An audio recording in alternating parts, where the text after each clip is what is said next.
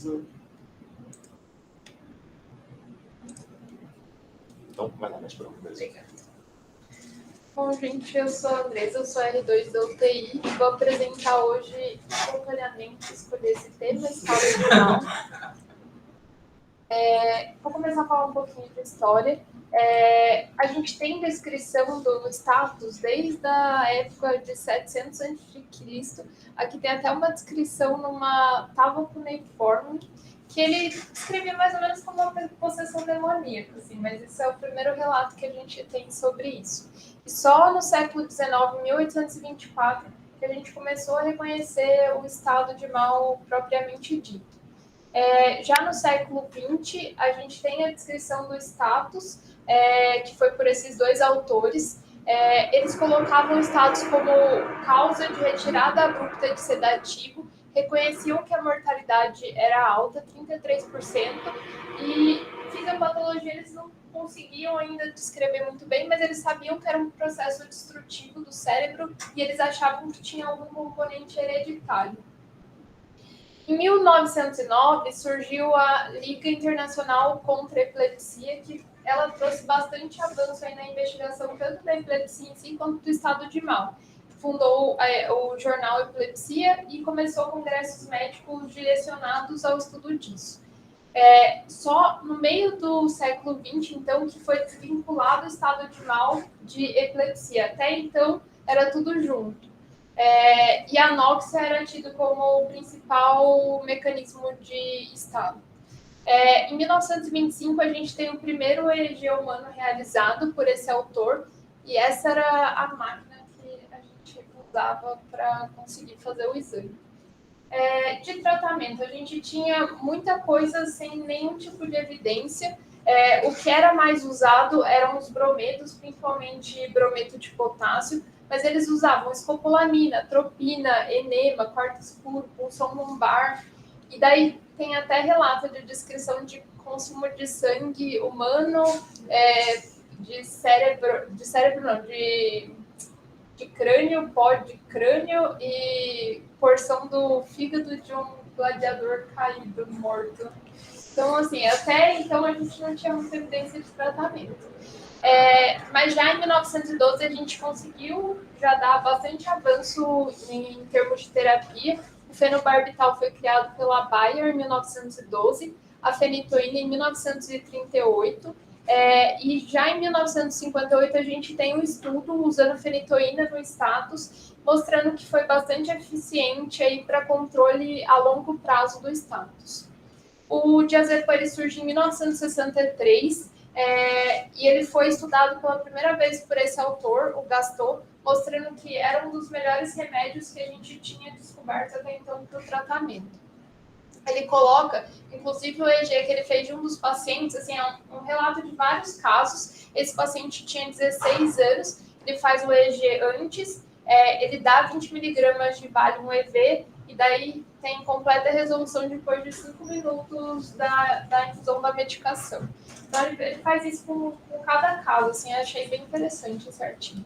E daí, de discussão, ele coloca que o diazepam EV era rápido e era bastante confiável, a droga mais efetiva que se tinha até o momento para tratar, e dos 15 casos que eles descreveram, 12 resolveram completamente. Eu coloquei essa linha do tempo só para a gente ver que foi mais a partir da década de 60 mesmo que a gente começa com as medicações que a gente está mais acostumado a usar hoje, né? Antes disso, era meio que bruxaria. De classificação, então, aquela liga que eu falei, a Liga Internacional contra a Epilepsia, é um dos principais fontes que a gente tem de conhecimento disso daí, e a última definição que eles têm é de 2015.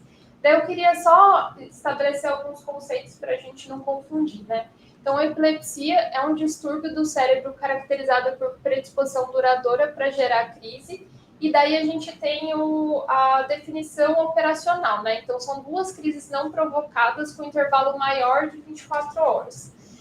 Crise epilética é uma ocorrência transitória, daí tem sinal e sintoma de atividade neuronal excessiva, e tem início e fim claro. Então, a crise epilética é como se fosse um sintoma, ela pode ser de uma doença ou ela pode ser por conta de medicação, enfim, a gente vai estabelecer aí de acordo com cada paciente. E o status, a última definição que esses autores trazem, que o Douglas até trouxe na última apresentação dele, eu vou ler aqui, é uma condição resultante da falha do mecanismo responsável pelo término ou falha do mecanismo que iniciam as crises convulsivas, e ele estabelece 2 tempos que ajudam a gente a operacionalizar o tratamento. Então, o tempo 1 é quando a gente começa a tratar, e o tempo 2 indica quando a gente já começa a ter alguma lesão neuronal. E daí isso é baseado em pesquisa, né? A gente tem que cada tipo de crise, a gente tem um T1 e T2 diferentes. A tônico-clônica generalizado, T1 é 5 minutos, que é o que a gente usa de convencional mesmo, a gente começa a tratar em 5 minutos, e o tempo que a gente estabelece de lesão neuronal é 30 minutos, mas cada crise vai ter o seu tempo específico. Esses números vieram de estudos fisiológicos, né? Então a gente tem esse autor, que era o Meldrum, ele fez 2 estudos com babuínos adolescentes, e daí ele estabeleceu que as lesões, ele induzia crise convulsiva, e ele viu que a partir de 30 minutos dessas crises estabelecidas já começava a ter lesão neuronal. Então, começava a ter as apoptoses, e o auge dessas lesões aconteciam 2 horas depois. E esses tempos aí foram por conta desse estudo, basicamente. Quando a gente pega estudo mais recente, que avalia com base populacional para ver tempo de duração de estudo, a gente tem bem mais achado na população pediátrica. Esse estudo foi um estudo prospectivo com 407 crianças, que colocou que a média de duração de crise foi em torno de 3,6 minutos. Aqui, quase 80% tinha crise menor que 10 minutos. E depois disso, eles sabem que a chance de reverter espontaneamente é muito pequena. Então, a gente já considera como entrando em status. Esse outro estudo, que foi um estudo retrospectivo, que avaliou 159 adultos, que foi um total de 579 crises, também tentou estabelecer os tempos de cada tipo de crise convulsiva e a chance de virar status. Então, ele coloca que a tônico-clônico generalizada tem uma tendência a durar 11 minutos e as parciais 10, 6 minutos, e depois disso a tendência também é que vira status. Esse outro estudo tentou fazer isso com mais pacientes, aí, totalizando 1.796 crises, e ele coloca um tempo aí até um pouco mais curto, né? 2 minutos para crise tônico-clônico, 7 minutos para crise focal complexa e 11 minutos para crise focal simples. Para ajudar a gente até a pensar em tratamento, a tentar facilitar um pouco as coisas, a gente tem a definição operacional do status, que a gente coloca como assim, igual ou maior que 5 minutos para crise contínua, ou o paciente que tem 2 crises sem recobrar nível de consciência entre elas.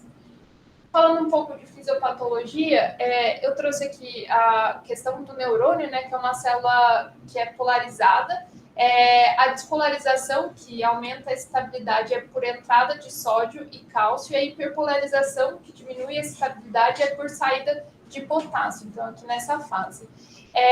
A comunicação entre as células, ela se dá por via sináptica, paráquina e endócrina, e nada mais o status que um desbalanço entre os mecanismos excitatórios e inibitórios. Então, a gente tem o principal via excitatório glutamato e a principal via inibitório GABA. O que acontece nas crises é que a gente tem um aumento muito grande do glutamato, e daí acontece por vários mecanismos de internalização dos receptores GABA.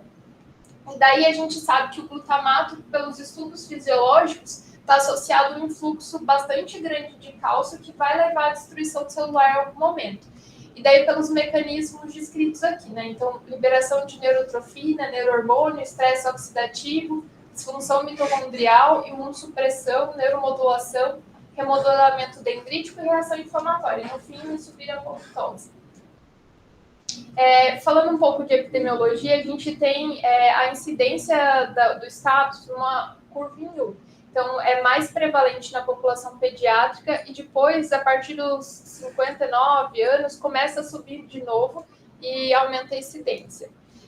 A gente tem mais estudo epidemiológico nos Estados Unidos, então os dados acabam vertendo um pouco para a população do norte. São 102 mil casos por ano de status lá nos Estados Unidos, com dados subestimados, obviamente, principalmente as custas de status não convulsivo, né, que a gente diagnostica muito. E eles colocam nesse estudo que, para eles, custa em torno de 4 bilhões de dólares por ano o status convulsivo. Tem essa outra revisão aqui com mais países, então são países da Europa, América do Norte, Ásia, África e Oceania, também fala mais ou menos o mesmo epidemiologia, 1,3 para 74 em 100 mil por ano. E ele coloca um dado que é bastante relevante, que a gente vê isso na prática clínica, que os pacientes com status têm bastante chance de já ter epilepsia. Então, 35 a 45% tem histórico prévio de epilepsia. Aqui eu trouxe essa tabela para a gente lembrar que quanto maior a idade do paciente, mais o risco de ter status não convulsivo. Então, isso é importante para a gente fazer o diagnóstico diferencial, até quando a gente pensa em delírio, outros tipos de doença que a gente acaba diagnosticando muito mais que status não convulsivo. Falando um pouquinho mais sobre status não convulsivo, ele representa uma média de 20 a 30% dos casos de status, e, mais uma vez, assim, ele é subdiagnosticado porque a gente acaba diagnosticando muito delírio e outros transtornos psiquiátricos nos pacientes mais idosos, né? E lembrando que o tratamento inadequado e tardio, ele piora a resposta do doente e aumenta a mortalidade. Então, é sempre uma lanterninha aí que a gente tem que deixar acesa para o diagnóstico de status.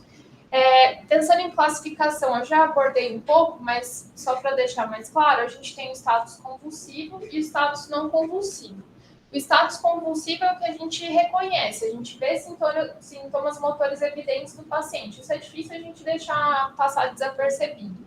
Mas o status não convulsivo, ele é muito mais evidenciado por EEG. Então, a gente suspeita com alguma alteração de nível de consciência, que eu até coloquei aqui, alteração de status mental, 82% dos pacientes, então, assim, pacientes comatosos representam 22% só. A gente deixa passar muita coisa. E tem sintomas positivos, que nem o Douglas tinha trazido na revisão dele do ano passado, como alucinação, ansiedade, agitação, delírio hiperativo. Então, são causas que a gente acende aí para a gente pensar em status. Status refratário é quando a gente está usando 2 anticonvulsivantes, um deles sendo um benzodiazepínico e não tem resposta ao tratamento. E o status super refratário é quando a crise é contínua ou reincidente em 24 horas ou mais depois do início do coma terapêutico, ou quando a gente começa a retirar as medicações e o paciente volta a fazer crise. Então, daí a gente define como super refratário. Para a gente ter uma noção aqui de porcentagem, de refratariedade chega a ser 12 a 43% do status. De quem vira refratário, quase 50% vira super refratário. Então, assim, é uma condição que acaba complicando com uma frequência grande. Para a gente pensar em etiologia, os principais que a gente vê em adultos são tóxico-metabólicas, etiologia de AVC, alteração de medicação também são bastante importantes. Aqui nesse outro estudo com o status não convulsivo, ele traz aqui quase que 50% de AVC e hemorragia, a terceira causa tumor do sistema nervoso central e infecção como uma quarta causa. A gente tem alguns scores na literatura que são validados para a gente avaliar tanto o prognóstico quanto ajuda para quem a gente deve fazer EEG mais prolongado, né? Então, a gente tem esse primeiro score que até o Dr. Pedro, eu acho que falou na última apresentação que ele deu de EEG, é um score que ajuda a gente a prognosticar pensando em mortalidade dentro da internação, né? Então, ele avalia nível de consciência, o tipo de crise, a idade do paciente, histórico prévio de convulsão, e daí ele coloca que abaixo de 2 tem um score favorável, então com risco de mortalidade na internação de 3%, e acima de 2 um score desfavorável, e aumentando a mortalidade até 39%. Eu vou ir no próximo antes, que esse ficou bem pequeno aqui, mas é um outro score de prognóstico que ele ajuda a gente avaliar se o paciente vai evoluir também com óbito durante a internação. Ele avalia basicamente as mesmas coisas que o outro, que é a idade, a duração da crise. Então, ele coloca aqui que quanto mais dura a crise, menor a chance de o paciente sobreviver no final e o nível de consciência. Esses são os 3 fatores que ele leva em consideração. Aqui o score que ajuda a gente a pensar em exame, né? Então, em quem a gente deve fazer o EEG prolongado? O Dr. Pedro também trouxe esse score aqui, que é o 2HELPS 2B. A gente, primeiro, precisa suspeitar que o indivíduo esteja com alguma alteração. Então, é o paciente hospitalizado que tem alteração do status mental ou que teve alguma evidência clínica de crise. Daí a gente vai pedir um screening. Então, precisa fazer o EEG por 1 hora para o paciente começar a ser percebido aí, para a gente conseguir classificar. E daí, de acordo com as alterações eletroencefalográficas, que eu nem vou abordar muito aqui, porque acho que não é o objetivo, a gente estabelece paciente que é baixo risco, médio risco e alto risco. Paciente baixo risco, por esse score, só faz o screening, não precisa mais fazer o EEG. Paciente de médio risco, ele indica fazer 12 horas de EEG, e o paciente de alto risco, pelo menos 24 horas.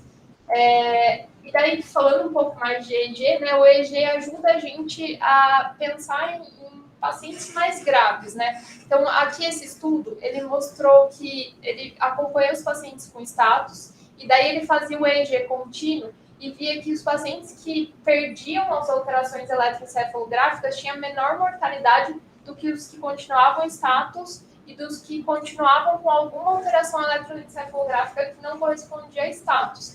Então, ele ajuda a gente a predizer mortalidade. Eu trouxe esse outro artigo que eu achei interessante para a gente ver o tempo, né? Então, ele coloca aqui o EEG, o quanto a gente consegue diagnosticar por período de duração do exame. Aqui no HC, a gente fica mais ou menos nessa coluna aqui. A gente consegue diagnosticar entre 15% a 50% dos pacientes no EEG de 15 minutos. Ele coloca que no EEG de 24 horas, às vezes a gente não consegue classificar 10% das crises. E nessa outra tabela, que ele coloca que os pacientes comatosos, eles tendem a apresentar a crise eletroencefalográfica mais tardio. Então, a gente, às vezes, come mais bola no paciente comatoso do que no não comatoso. Pensando em tratamento, então, a gente tem alguns pilares de tratamento, que é parar a convulsão, evitar a lesão secundária e tratar a causa de base. E a gente tem 4 linhas de tratamento com muito pouca evidência científica entre elas. A primeira e a segunda linha a gente tem um pouco mais de estudo, o resto é meio que volta na bruxaria. Então, a gente tem esse primeiro estudo aqui da primeira linha, que é benzodiazepínico, basicamente.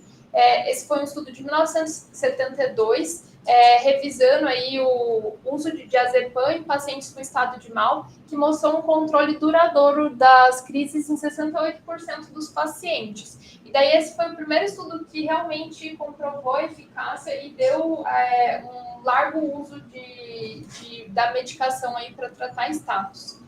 Nesse outro estudo aqui foi a comparação dos tratamentos que a gente usava mais comumente no paciente com status. Então, ele usava o lorazepam, o fenobarbital, o diazepam associado à fenitoína e a fenitoína sozinha. E daí ele viu que o lorazepam parecia realmente que tinha uma evidência de alguma superioridade para tratamento e submedicação EV, tá?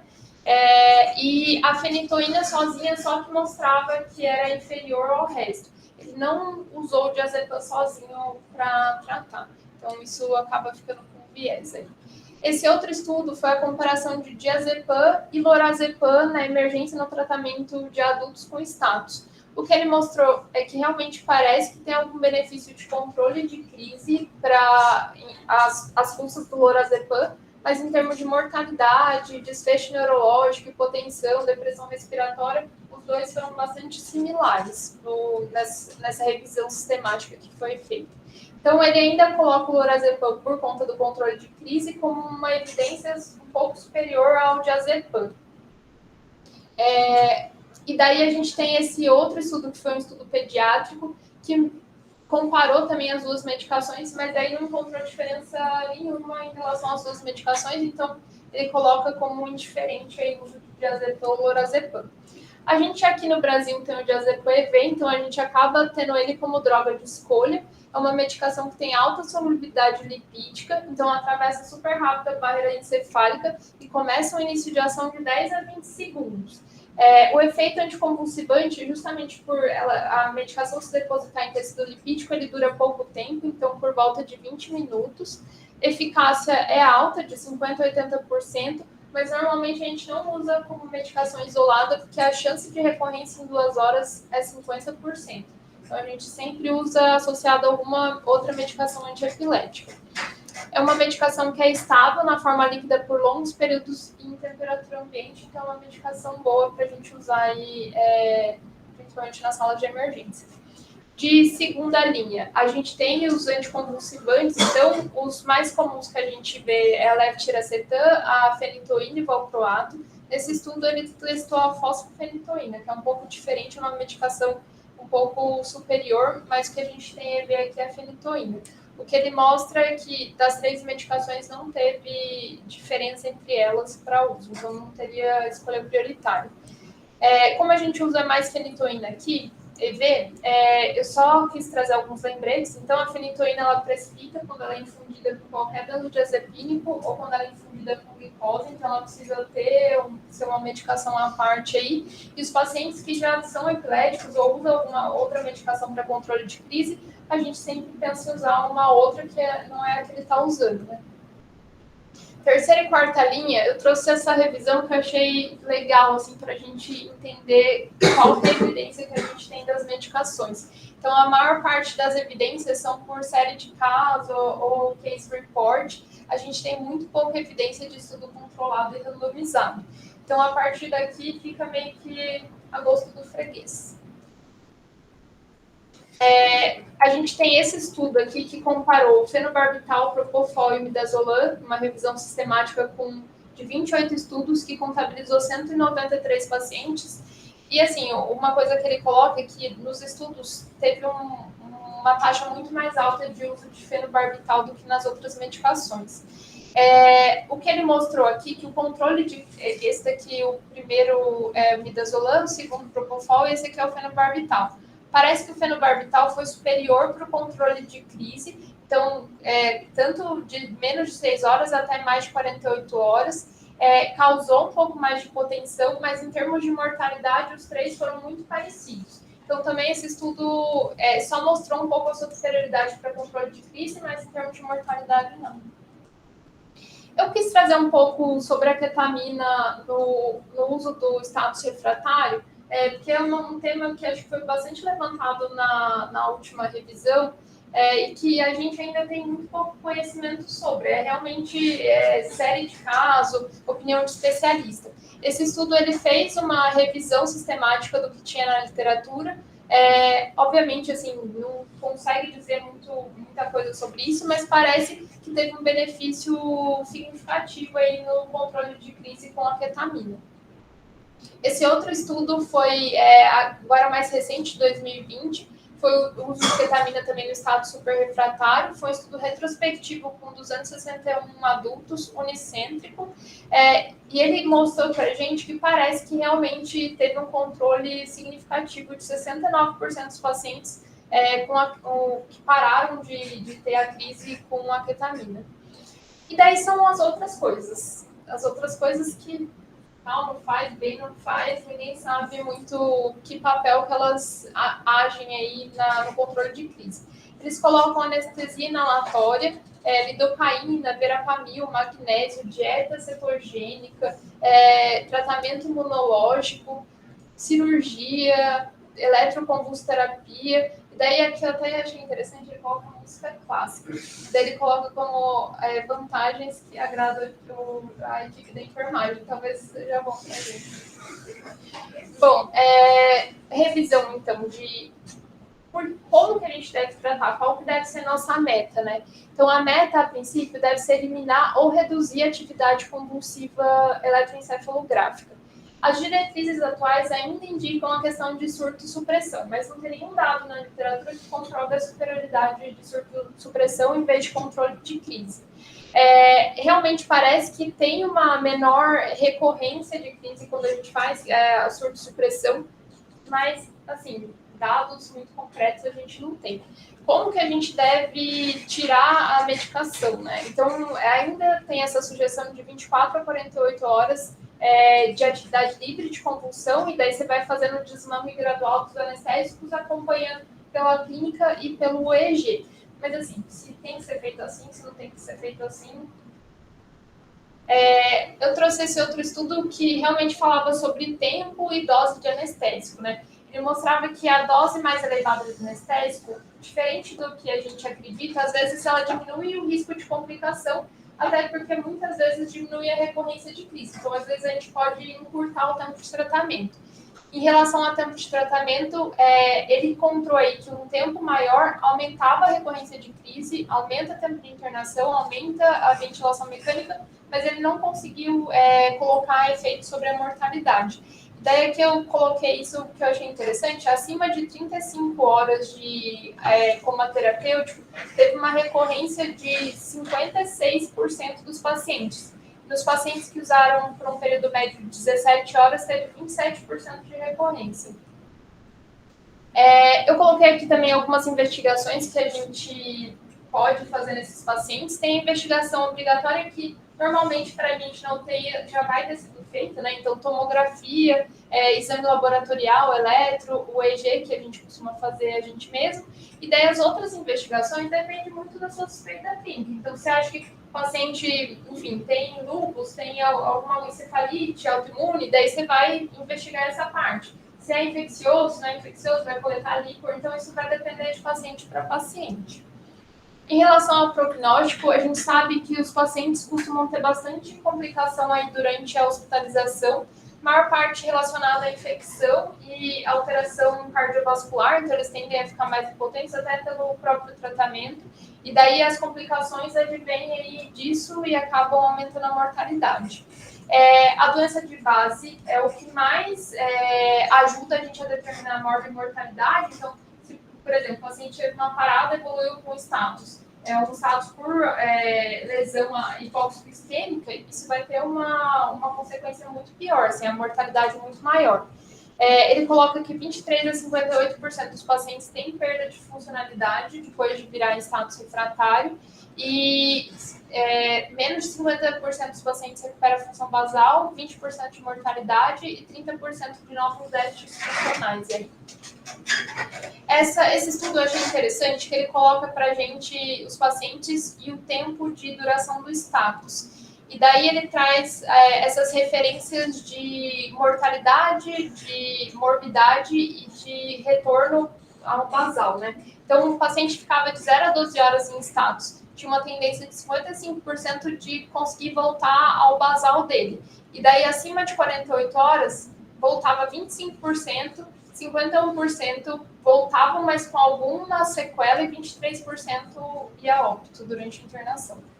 Então, é isso, né? A mortalidade depende da etiologia. Para status não refratário, a média é de 10% a 37%.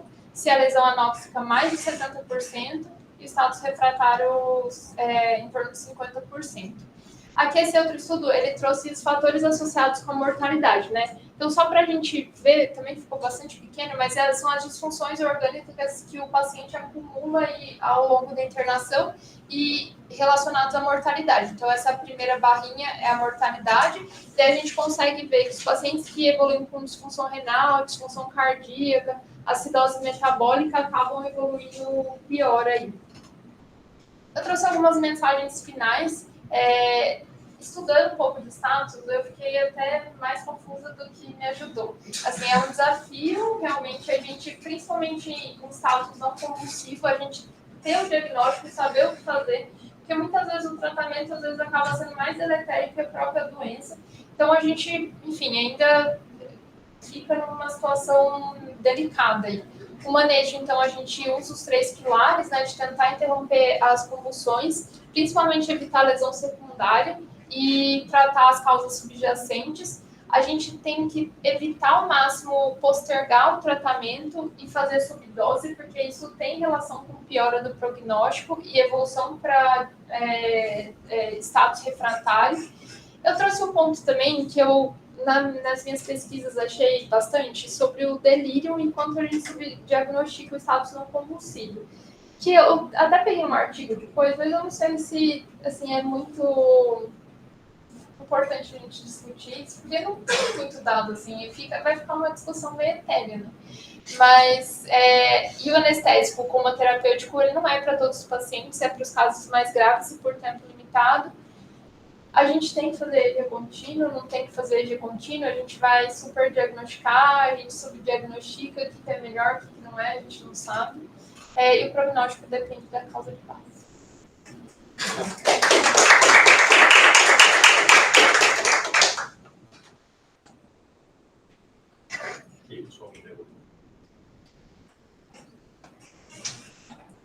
Traz bastante conversa com a Andresa para você. A questão da segunda droga, mas, por exemplo, a gente está diante do paciente, a gente fez o diazepam e conseguimos controlar a crise. É auxiliável mesmo assim entrar com fazer uma taxa de fenilbrina e deixar de dar? Assim, infecção da recorrência, né? A gente acaba, por exemplo, pegando na eu faço tudo muito.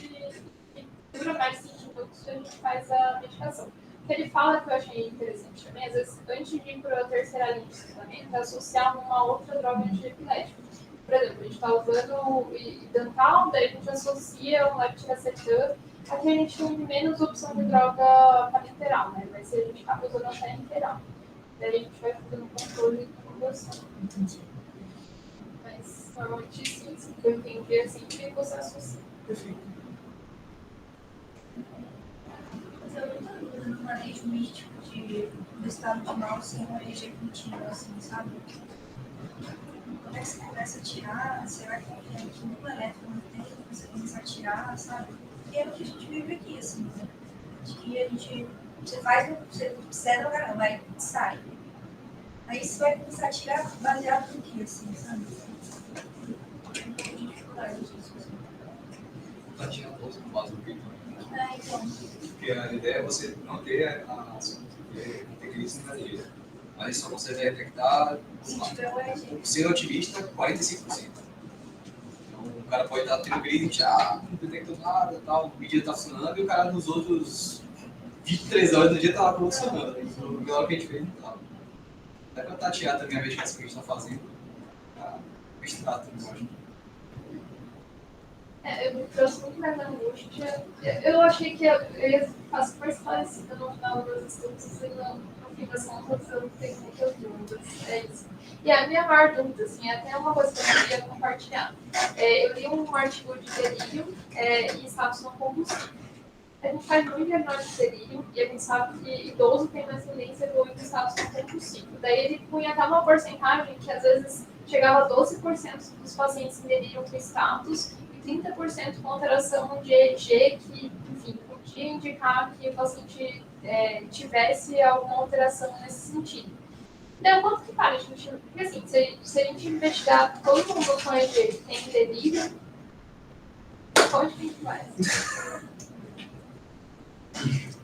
Sobre isso aí, esse perfil de paciente, assim, um paciente previamente epilético, que está com uma alteração mental esclarecida, e depois o paciente que já teve uma crise compulsiva, esses dois realmente têm um altíssimo risco de estar em estado de mal não compulsivo. Talvez sejam os dois grupos que mais têm risco, né? De estar em estado de mal não compulsivo. Aí vai entrar um pouco de fazer medicina do que a gente tem. Se você pegar a guideline, realmente esses dois grupos seriam tipo assim, a pouco guideline que a gente cada um executivo, no manejo desse caso. E a gente não tem. E aí, não tendo, tentar fazer o que a gente tem. Que normalmente é o que a Andresa colocou ali, que é tentar reduzir os sedativos a cada 24, 48 horas, repetir uma EG intermitente e ver se pega. Mas sabendo da limitação disso, que talvez a gente esteja realmente perdendo. Mas é um pouco disso, é fazer a medicina baseada no que a gente tem. Seria o ideal, assim, baseado? Talvez não. Mas a prática provavelmente é essa. Então, sei lá, diminui o sedativo, repete a EG daqui a 24 horas. Aí deu certo, repete daqui a 24 horas de novo, e vai manejando assim. Aí, em relação ao delírio, aí entra uma outra discussão, assim, do tipo... Bom, acho que você viu que estado de mal não compulsivo é um negócio que é meio... Primeiro de tudo, aquela questão lá da lesão neuronal induzida pelo estado de mal, que é de um trabalho lá de primatas dos anos 60, que foi pelo estado de mal convulsivo. Aí a gente extrapola que no estado de mal não convulsivo isso também aconteça. Então, esse é um ponto. E aí, no fim, acaba sendo muito da disponibilidade do hospital e a opinião do especialista. Pois tem serviço que bota EG contínuo para todo mundo. Qualquer paciente com alteração do estado mental ganha um EG contínuo. Se isso melhora, muito cuidado do paciente, não sei, entendeu? Então vai ter um pouco disso. Do quanto você acha que realmente esse negócio vai estar ajudando o seu paciente. Será que realmente esse idoso em estado de mal não convulsivo vai estar se beneficiando muito de ganhar uma medicação antiepilética? É duvidoso também. E aí, por exemplo, igual você falou, 30% dos pacientes têm, que acho que isso é um negócio importante para vocês, 30% dos pacientes têm alterações que podem levar a um estado de mal, são fatores de risco que o paciente desenvolve um estado de mal não convulsivo. Então, eu vou trazer uma pergunta para vocês. Vocês pediram um EG. Aí está escrito lá no laudo do EG. Paroxismos epileptiformes. E aí? Generalizados. O que vocês fazem com esse dado? Está lá o paciente, sei lá, por qualquer motivo, está em delírio, está encefalopata, na quadra direita, vocês pediram um EG. Aí está lá, paroxismos epileptiformes. O que significa isso? As cargas neuroencefálicas são parecidas com o que deveria no epilético, mas não preenche critérios para estado de mal. Se ele tem, por exemplo, generalizados, ou uma plégia, alguma coisa assim, tem um risco maior de evoluir para crise convulsiva demais. Perfeito. Não, mas é isso mesmo. Paroxismo epileptiforme é diferente de crise. Isso é um negócio que é importante vocês terem. Assim, vocês têm paroxismos epileptiformes, não significa crise convulsiva. Então tem três coisas diferentes. Paroxismo epileptiforme, crise convulsiva e estado de mal. São três coisas bem diferentes. Os três envolvem opinião de especialista, no fim das contas, pelo que a gente viu ali, mas os três vão ter manejos bem diferentes. Então, o paroxismo epileptiforme infere um risco maior desse paciente ter crise convulsiva e eventualmente estado de mal não convulsivo, mas não é crise. E não sei se chegou a ver, crise não convulsiva versus estado de mal não convulsivo, o prognóstico também é muito diferente. Quando o paciente tem crises não convulsivas, ele tem um prognóstico até bom. Que é diferente do estado de mal não convulsivo. E por isso que, com muita frequência, a nossa abordagem diante dessas três coisas tem que ser diferente. Então, normalmente, o pessoal costuma ser mais agressivo quando você está diante de um estado de mal não convulsivo versus uma crise não convulsiva versus um paroxismo epileptiforme. Paroxismo epileptiforme é muito, assim, é que depende muito de, por exemplo, paroxismo epileptiforme localizado em uma região do cérebro, assim, tá no lobo temporal, por exemplo, do lado direito. Isso é fortemente associado a uma lesão naquele lugar ali, especificamente. Quando ele é difuso, isso infere um risco muito alto desse paciente estar tendo crise não convulsiva. E aí, normalmente, sendo difuso, o pessoal costuma dar medicações antiepiléticas, mas não fazer como terapêutico, nada disso. Então, normalmente, nesse cenário, a gente tende a ser menos agressivo, entendeu? Talvez, sei lá, dar um leve de cacetam, dar fenitoína, dependendo da medicação que você tem disponível no hospital, né? E agora, se isso muda muito o prognóstico do paciente, isso é duvidoso, entendeu? Então, por exemplo, tem gente que não trata paroxismo epileptiforme, porque não é crise, então, assim, tem um risco alto dele ter crise, mas não é crise. Então, tem gente que vai olhar e falar, não, deixa quieto. Então, ao mesmo tempo, tem um pouco disso, entendeu? A gente tem dúvidas aí do quanto que as intervenções são benéficas aí ao paciente. Significa isso, tipo, esse tratamento não é das duas, você dá um remédio sem saber se está piorando, se está Quando o paciente tem dúvida da crise focal, assim, persistente, até que ponto você vai na escadinha, se você seguir a sequência de medicações, isso funciona igual. Aí, assim, a gente teve essa discussão na minha revisão com o professor Marcelo falando, não sei se você estava aqui. Esse cara, estado de mal focal, tem paciente ambulatorial que faz. O cara está lá 24 horas sem crise, entendeu? E você não interna, seta, e fazendo isso, entendeu? Então, assim, a impressão pessoal também, entendeu? Pô, não, beleza, você não vai deixar o cara ter crise focal para sempre. A gente vale a pena utilizar os anticonvulsivantes. Mas eu não faria um terapêutico para esse paciente. Eu acho que entra naquilo que a Teresa falou, de que talvez o tratamento seja melhor que o resto. Mas é isso, é uma opinião pessoal minha. Então, mesmo o estado de mal não convulsivo, na verdade, e acho que isso é um ponto também importante de ter com vocês, por mais que a gente tenha aí algumas divergências eventualmente com a neurologia, tem que ter algum neurologista acompanhando junto. Não dá para a gente manejar sozinho. Isso daí, tem que pedir ajuda. Porque o estado de mal não convulsivo, a gente está colocando uma entidade só, mas ela não é uma entidade só. Então, pode ser um estado de mal não convulsivo focal. Pode ser generalizado. Então, que são provavelmente entidades bem diferentes, né? E que o manejo provavelmente vai ser bem diferente. Então, tem que ter alguém junto. Mas em relação ao estado focal, isso eu não falei com o meu terapêutico. Mas agora o estado focal com comprometivismo de vocês. Aí vai ser discutível, entendeu? O que das contas, assim, estado de mal não convulsivo. Atividades para ele, se tinha na cabeça, para ele ter comprometimento de função respiratória. Ele foi num canto muito específico ali que mexe na consciência do saco, generalizou. Isso eu tinha na minha cabeça, pode ter você. Eu vi pela aquela foto que eles mostrou ali, aquela tabela que é operacional, tempo 1, tempo 2 ali. Tem uma dos tópicos ali que é focal com comprometivismo de consciência. Poder pode. Até que um estado de mal focal pode generalizar também, né? Então, esse é o tipo de caso que, no fim das contas, cara, é por isso que precisa de auxílio de um neurologista junto, entendeu? Preferencialmente uma pessoa especializada em epilepsia. Aqui no Brasil, nunca frequente você está com um estado de mal super refratário, aí, no fim das contas, nem a neuro conduz sozinha, senão o modulatório de epilepsia, discute com o pessoal lá, mostra os eletroencéfalos para eles. Até porque isso é uma própria discussão, né? Eletroencéfalo também é um negócio que tem grandes controvérsias aí no laudo.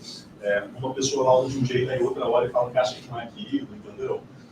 Então, tem muita coisa no EEG que é meio duvidosa. Então, vai ser um caso que vai, tipo, tipo, existe na cara, vai demandar um debate, entendeu? Quais são as medicações venosas, além de heroína, diazepam, porque às vezes eu vejo a galera metendo uma quebra-ataque sonda ali, para detectar o que é o que tem, mas assim, no serviço particular, quais são assim, os direitos de disponibilidade? Quebra venosa, acho que não tem no Brasil. Só na coisa vida. Tem venosa? No serviço privado, não falar coisa vida. Eu acho que aqui é Bezos, Ofol, Latosamida, enfim, que eu lembro, assim. Não são esses aí mesmo. E dá que existe você comparando atacar literal com atacar todo, assim, se muda muito isso? De inferioridade, eu acho que é isso. Literal versus venoso, que eu saiba, não. Assim, de primeira linha, tem um trabalho comparando benzo EV com IM. Isso tem. E parece que IM, midazolam IM, é tão eficaz quanto o diazepam venoso. Então, agora, comparando literal, não sei. Assim, eu imagino que, como medicação abortiva, talvez você dar literal não seja uma boa ideia. Porque, assim, é o que a Andressa mostrou ali, diazepam venoso, lorazepam venoso, vai ser feito muito rápido. O negócio literal, aí não faço ideia de como que ele vai fazer feito isso, entendeu? E agora, como segunda linha, que eu saiba, não tem. Mas não sei.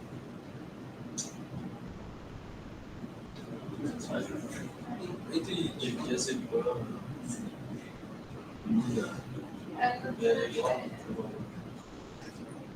Eu queria até falar, se você tiver um acesso, daí dá preferência de fazer o diazepam, se você não tiver acesso, daí você faz o MDM. É porque tem vários pacientes, várias ocasiões de pacientes, já, às vezes você já está com comida na boca aí. Eu acho que não tem. A coisa bem parecida. O diazepam em si, o pessoal, é que parece que o diazepam é melhor que o diazepam, né? Pelos trabalhos. O que o pessoal usa muito de argumento é que a dose do diazepam é errada, que a dose dos trabalhos foi de 5 miligramas, né?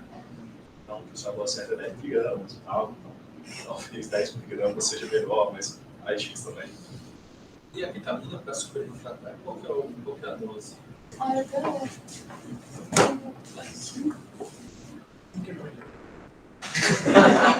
Começa em 5, a gente vai.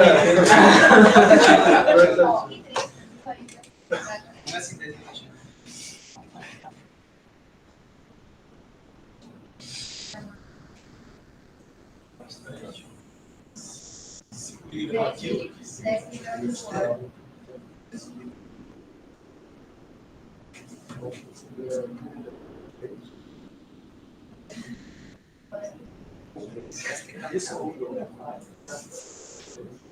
Da nossa concentração para então seria Vai ser um ponto. Esses pacientes, quando você faz como terapêutico, eles são doses mais altas que a gente está habituado a utilizar para o paciente que está em sedação, porque ele tem ventilação mecânica, por exemplo. Normalmente, o paciente com ventilação mecânica lá com 6, 8, 10 e meia horas por propósito, fica bem, né? No estado de mal, normalmente a gente usa doses mais altas.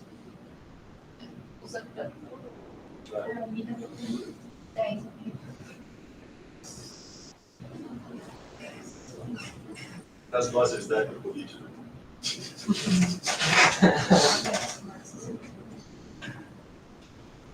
Vê se alguém colocou alguém.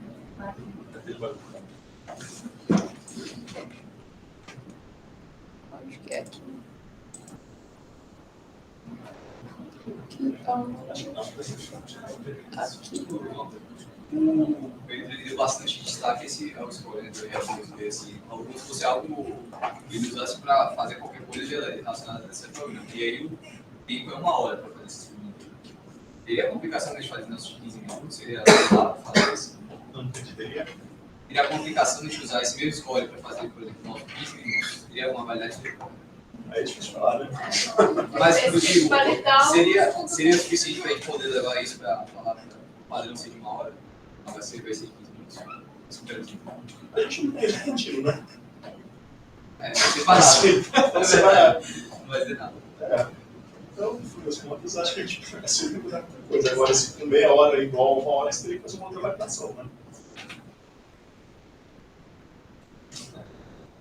Alto risco. Eu já continuo, não tem.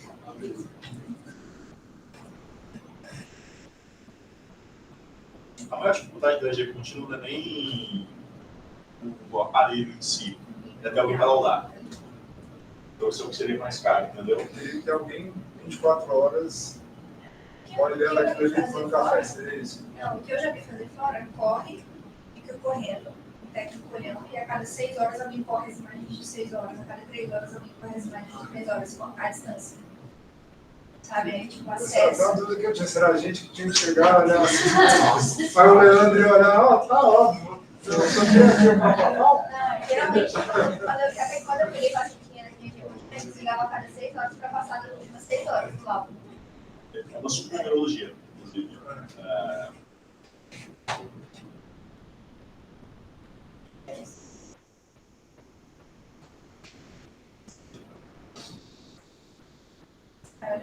Mas é tudo aí, então, utilizando o sistema remoto, né?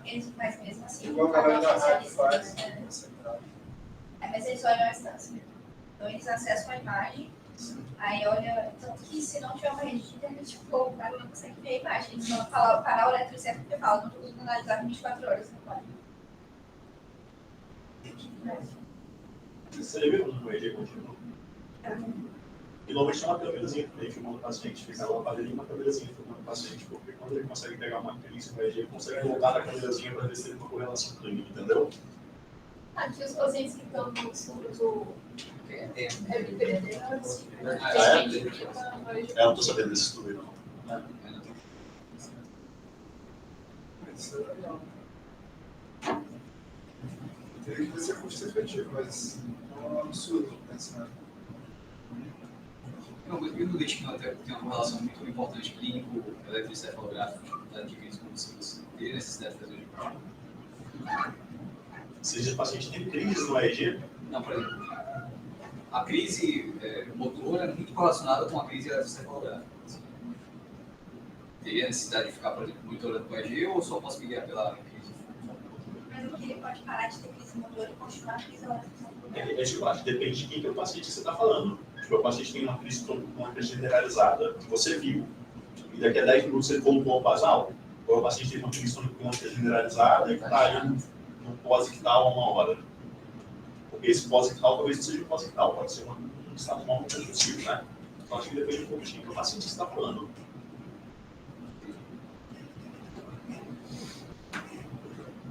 E aí, por exemplo, nessa linha vai ficar se batendo 24 horas. Sim. essa questão.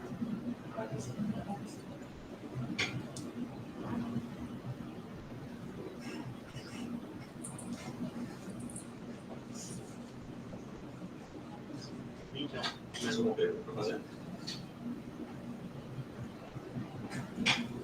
Ah, feitoína, assim, pede por 5 ela se combina.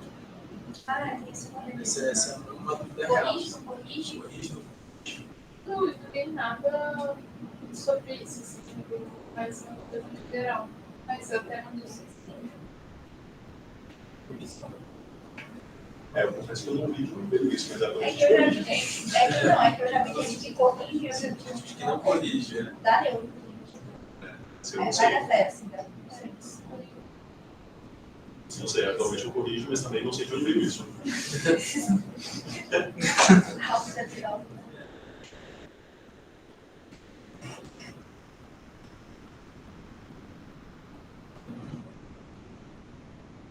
Aí, tema.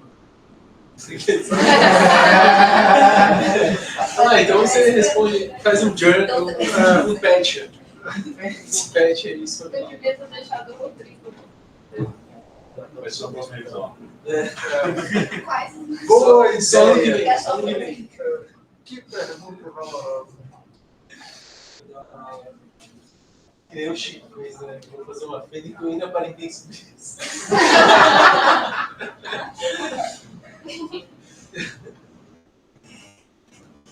Então tá bom. Valeu então, gente. Parabéns a Deus.